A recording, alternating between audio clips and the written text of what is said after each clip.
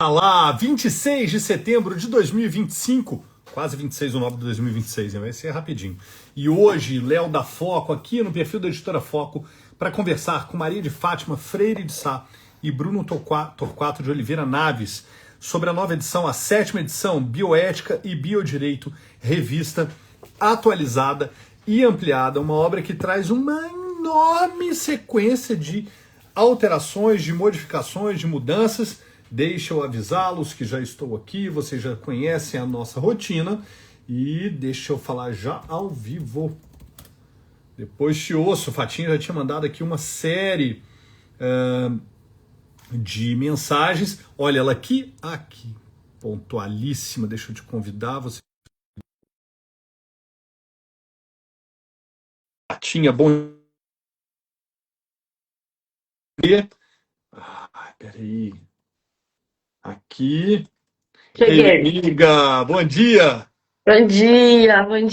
Léo. Se não em Caxias, aonde estaria tão frio para uma gola É, tão alta? exatamente. Em Caxias do Sul, apesar do céu azul, o frio está presente ainda. Que delícia! Ai, ai. E aí, Léo, tudo certo? Eu tô ótimo, minha amiga. E você? Também. Tá bom. Pronto aqui, com o livrinho na mão, ó. Aqui, ó. Ótimo. Eu também tô com o meu aqui, muito feliz. Meu E Fatinha, amarelinho. você é a maior referência em bioética e biodireito hoje do país, convidada para dar palestras mundo afora, que sabemos. Sua humildade não lhe permite confirmar isso, mas eu digo por você no mais alto patamar da minha admiração pelo seu profissionalismo e competência na área. Dito isso, e não admitindo qualquer recusa no que eu disse, eu queria que você me contasse um pouco das novidades que envolvem a nova edição de Bioética e Biodireito, porque sabemos que os avanços que atingem a sociedade refletem no direito. E é necessário que o direito faça essa leitura num exercício de cuidado do que é devido ou não para os avanços tecnológicos alcançarem cada um de nós, né, minha amiga? É isso aí, Léo. Bom, primeiro agradecer demais essa parceria, né, minha, do Bruno com vocês da Foco, você e a Roberta, sempre super atenciosos e fazendo, né, projetos maravilhosos, como essa capa que ficou linda, o livro que ficou lindo, a gente na 7ª edição. O fato de eu trabalhar com bioética e biodireito há muitos anos é só muito estudo mesmo, é só muito estudo, não se trata assim de mais, né? Isso é porque eu sei que você é meu amigo e aí você fala assim comigo. Fico muito feliz, mas realmente não me vejo nessa condição. Acho que eu trago aqui para o leitor, né? Nós trazemos aqui para o leitor um trabalho muito reflexivo, muito responsável, muito técnico, que a gente vem tentando fazer isso desde o primeiro momento.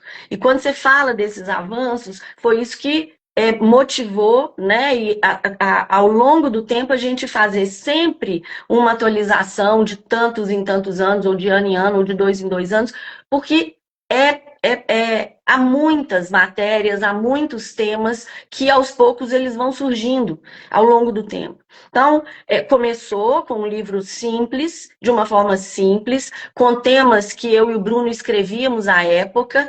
Foi Tá. em 2000 e pouco, e isso foi aumentando, e realmente as transformações são muito grandes. Vale dizer aqui, por exemplo, a questão da reprodução humana assistida, né? Você mesmo está falando assim, do que mudou? Muita coisa mudou. Da nossa 6ª edição para a nossa 7ª edição, nós já tivemos que incluir uma série de questões. Por exemplo, inseminação caseira dentro de reprodução humana assistida. Quando a gente pega esse livro e pega o sumário dele, e dessa vez nós procuramos assim ser muito específico no sumário, para que o sumário leve o leitor a um assunto que às vezes ele estava no meio, Sim. esquecido ali, quer dizer, o leitor ele não vai enxergar esse assunto se ele pegava, quando ele pegava o sumário. E agora ele consegue pegar o sumário e enxergar. Por exemplo, todos os aspectos relativos à reprodução humana assistida, nós fomos linkando em itens, todos eles especificamente. Veja que reprodução humana assistida gera um compêndio. Nós até temos um compêndio, né? Eu Sim. e a Ana Tereza, sobre reprodução, mas gera um compêndio. Tá aqui, aproveitando, né? Tá aqui na contracapa aqui, ó. Tá, eu ia pegar o meu bem aqui. É, ele está até aqui. E isso vai crescendo ao longo do tempo, porque dentro de determinados temas, há muitos outros temas que podem ser debatidos. Então, foi isso que a gente começou a fazer. Nós, por exemplo, subdividimos capítulos. Por exemplo, a relação médico-paciente, que tinha um contexto, ela agora foi separada para que a gente trabalhasse questões de responsabilidade médica em outro capítulo que não inserido na relação médico-paciente, que também tem um toque, mas ele tem toda uma reformulação. Autonomia e objeção de consciência, que poderia estar junto dessa relação médico-paciente, né, ou mesmo com outros capítulos, nós separamos esse capítulo também. Então, hoje a gente está falando em autonomia na objeção de consciência.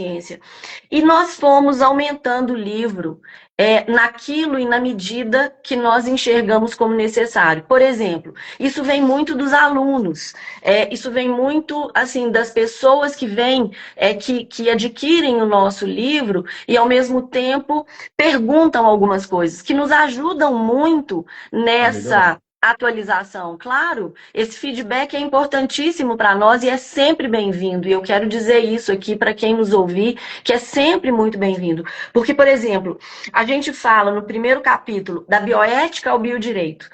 Por que a gente fala da bioética ao biodireito? Porque no momento em que eu comecei, que nós começamos, tanto eu quanto o Bruno, quanto professores que começaram a trabalhar com isso, nós começamos a trabalhar em bioética, o Bruno chegou aí, não se falava em biodireito. Era até uma Nomenclatura. nomenclatura que era rechaçada por muitos, por entenderem que não existe biodireito, o que existe é bioética. Mas eu falava com o Bruno, claro que não. Nós temos que pensar que nós não somos filósofos, nós não somos teólogos, né? A bioética, ela tem um espaço muito grande, muito amplo, né? E o biodireito, ele está na essência do nosso trabalho. Mas é claro que nós vamos discutir a bioética dentro do biodireito também. E o que nós fizemos dessa vez? Nós acrescentamos correntes bioéticas, porque nós já estávamos com essa demanda há mais tempo, né? Tanto o Bruno falava, nós precisamos porque tem gente que está cobrando isso. Eu falava, realmente, nós nos deparamos com a bioética principialista e só falamos dela. Vamos falar das outras correntes. Então, aqui, olha, nós acrescentamos bioética principialista que já tinha, mas dentro de um foco Mais especificado, específico. mais específico, bioética contratualista, bioética da intervenção, bioética utilitarista, bioética personalista, para depois a gente trabalhar o biodireito como um percurso entre um microsistema, que é algo que a gente sempre defendeu, mas da sexta edição para essa, a gente já traz a ideia do biodireito como um ramo do direito, exatamente pela complexidade, por tudo que nós estamos aumentando. Querendo ou não, é um livro que ele vem assim, ele vem aumentando, né, assim, se elastecendo ao longo do tempo, porque realmente vão surgindo tantos e tantos trabalhos. Eu vou deixar o Bruno falar aqui, né, porque agora eu falei, né, Léo? Então, é isso. Esse é um primeiro momento aqui que eu acho que é importante a gente trazer para quem nos ouve ou para quem vai nos ouvir depois. Momento necessário. E, Fatinha, antes de passar a palavra para o Bruno, bom dia, Bruno. O livro chega em sua sétima edição com 430 páginas, ou seja, ele está fortalecido e os conteúdos são muito bem refletidos por vocês. E eu queria aproveitar a presença do Bruno aqui para entender nesse debate, nesse diálogo, nessas conversas que vocês têm preliminares à obra. Eu mando muito para a Fatinha, viu, Bruno? Esses posts no Instagram, né? Agora tem fertilização robótica. Eu falo, Fatinha, parou o mundo. Mas assim, dentro da prática, da visão de vocês, né, qual foi o maior impacto dessas revoluções biomédicas, eu quero apontar para esse caminho, que vocês sentiram um reflexo no direito? Não sei se eu fui claro, assim, o que de mais impactante, agora como é que a gente resolve isso? Aconteceu da sexta para a sétima edição. Bom dia, Bruno. Dia, bom dia, Léo, bom dia, Fatinha. É uma pergunta complicada porque a gente anda tendo tantas alterações que é difícil pensar uma evolução tecnológica para falar sobre esses impactos, né? Mas a gente tem aí umas mudanças bastante drásticas em relação ao uso da inteligência artificial sobre a medicina e sobre as intervenções nos direitos da personalidade, né? Então, o Bruno Zampieri, inclusive, fala, né, que dentro de algum tempo vai ser obrigatório todo médico utilizar a inteligência artificial como suporte na hora de fazer um diagnóstico. Ou seja, ele vai diagnosticar e vai ter que passar obrigatoriamente pela inteligência artificial como forma de confirmar ou até de ouvir uma outra posição e, quem sabe, considerar algum rumo diferente, né? Mas eu acho que o maior impacto que agora a gente sente é realmente nas cirurgias robóticas, que, né, tem avançado muito o número de robôs. Eles têm aumentado muito no Brasil. Então a gente saiu de poucas dezenas de cirurgias há poucos anos atrás para milhares de cirurgias anuais. Hoje, praticamente todas as cirurgias que envolvem algum tratamento oftalmológico, eles passam por tecnologias avançadas, né? E se imagina que dentro de 5 anos não vai ter nenhuma cirurgia oftalmo que não faça uso de robôs. Nenhuma. Isso lembra também, interferindo nessa questão, né? Isso lembra também a mudança e a necessidade de reestruturação dessa relação médico-paciente e, ao mesmo tempo, da visão das pessoas envolvidas, né, Bruno? Né, Léo? Envolvidas nessa relação. Bruno está falando das cirurgias robóticas, eu lembrei aqui de uma outra questão dos úteros que são feitos em laboratório. Então, quer dizer, gravidezes, né, que são feitas em laboratórios com úteros formados exatamente para aquilo, né, para o nascimento de um bebê. E é algo que, assim, nos remete também à ideia de pensar numa possibilidade de garantia de planejamento familiar, por exemplo, é sempre bem-vindo, mas ao mesmo tempo de pensar no outro lado da não coisificação, né, nessa objetificação, porque isso também promove reflexos no direito que são grandes. Por exemplo, a possibilidade da mulher falar: não, eu não quero esse filho, não nasceu de mim.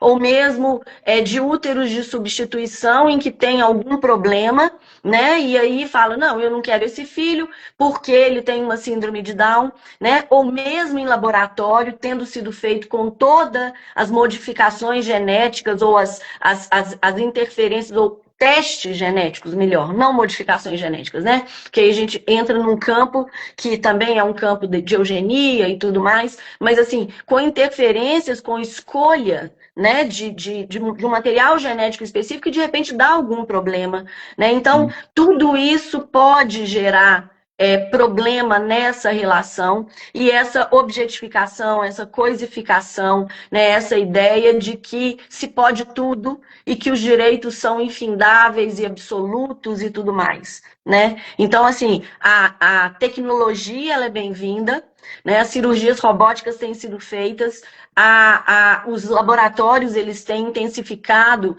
projetos de pesquisa, muitas pesquisas em relação à reprodução humana assistida, em relação até mesmo, né, Bruno? Acho que a gente pode até mudar um assunto aqui, Léo, porque eu vou estou pensando em animais, Sim, né? teve Agora tem diversos uma lei, temas. já tem uma lei proibindo agora o uso de animais para cosméticos, né, para trazer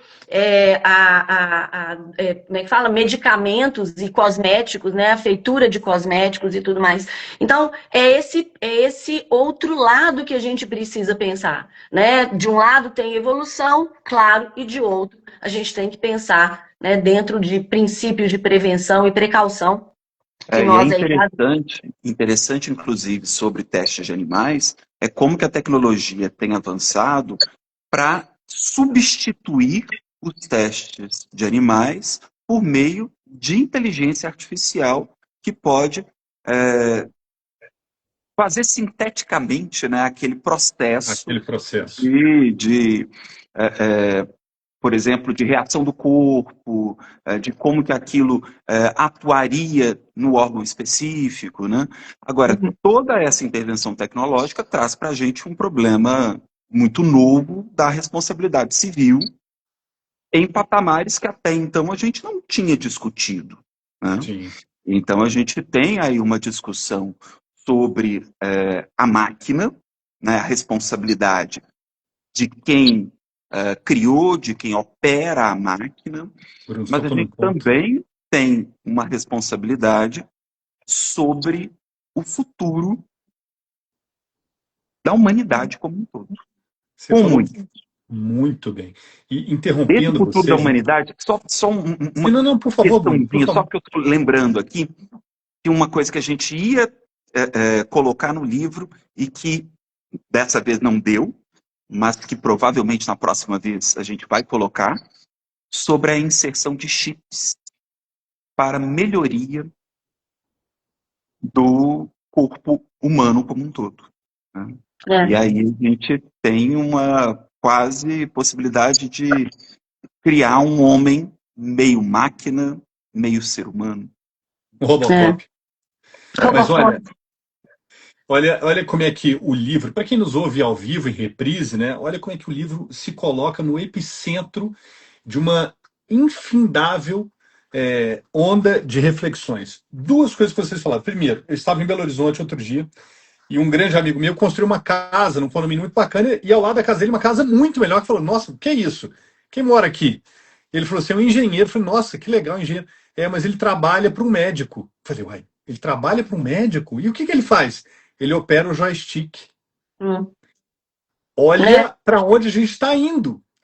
E de é. um outro lado, a Fatinha falando da questão da, desse útero extracorpóreo, né? Ontem eu fazia uma live com o Vitor Almeida e o Vitor Uhum. levantava justamente a questão do transgênero poder ser pai ou mãe de uma criança que vai ser gestada fora. Claro, ele não falou com esse viés, mas já liga um livro no outro e fala, é o epicentro.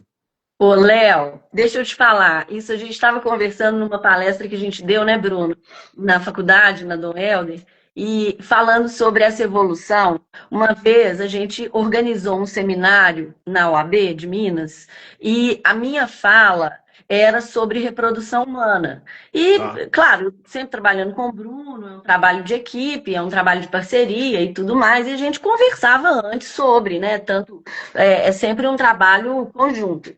E eu falei lá nesse congresso há muito tempo, sobre a possibilidade de retirada de material genético, né, de uma pessoa que vá fazer a transição para posteriormente ter um filho.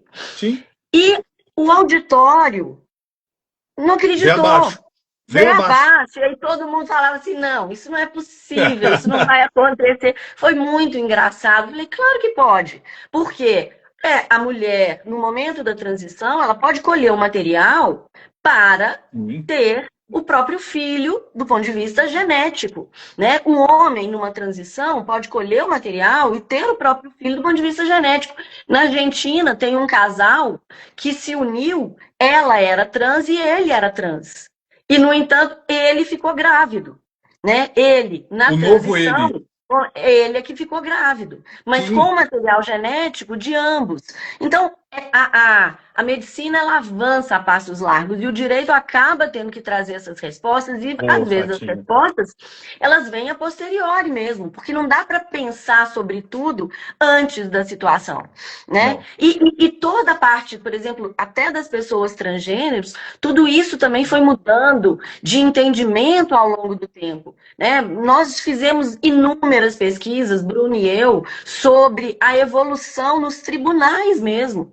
Apesar de porque a gente já tinha a nossa posição, vinha sendo defendida, né? É o trabalho da doutrina, né? A gente e a gente ter uma independência, né? Como professor, como pesquisador, para construir aquilo que a gente acha que é o mais importante dentro dos aspectos jurídicos, sem achismos, mas com uma intervenção técnica mesmo, com uma intervenção doutrinária e tudo mais. E a gente já falava, né, na possibilidade de mudança de prenome, de mudança de gênero, né? E qual que era a base que nós tínhamos? A Constituição, porque a Lei Constituição. 6.015 é de quando, Bruno? A Lei 6.015 é de 73, 1973. 73, né? Uma Lei 6.015 de 73 que fala que quando o prenome for vexatório é possível mudança.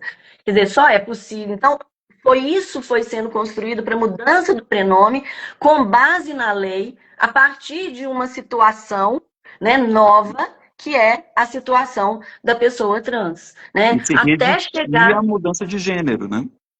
E se resistia à Exatamente. mudança de gênero porque na lei não tinha nenhuma previsão. Então era Uhum. possível mudar o nome porque o nome era vexatório em relação à aparência, né, e o nome, mas o gênero, pelo menos a princípio, era imutável.